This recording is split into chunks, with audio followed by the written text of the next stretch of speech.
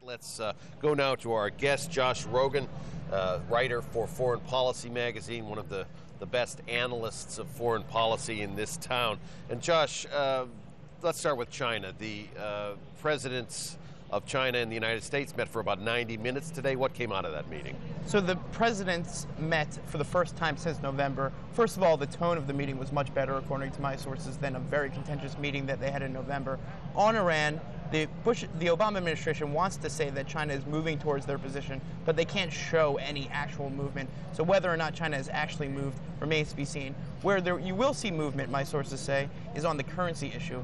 The U.S. has been pressing China to reevaluate its currency, to bring it more in line with market rates. I'm told that in this meeting, progress was made on that front, and you will see China moving their currency in the near future. We don't know how soon or how much. What could the U.S. administration give China to convince it to move closer towards voting in favor of sanctions? Well, there's very little that we can do to bribe China to take action on Iran. What we can try to do is convince China that it's in their interest to do so. And there are a variety of arguments that the administration makes towards China to do that. Basically, the main argument is that they tell China that if Iran becomes nuclear, then the rest of the countries in the region will then become nuclear, and this will create an arms race that will impact Chinese economic expansion in that region.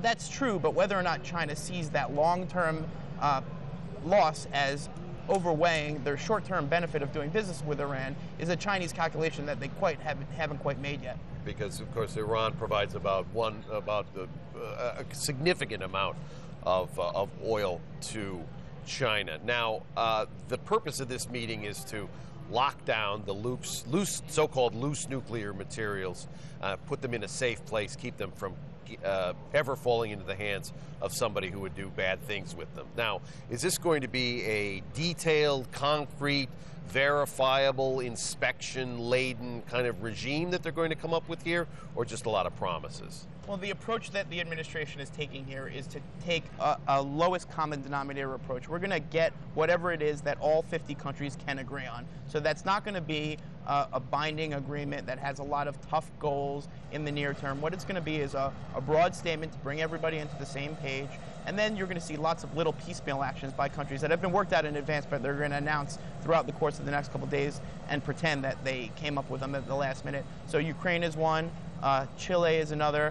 U.S. and Russia will sign a plutonium destruction agreement tomorrow here in Washington. And you'll see a lot of these little agreements that all sort of get everybody on the same page, but don't actually solve the problem.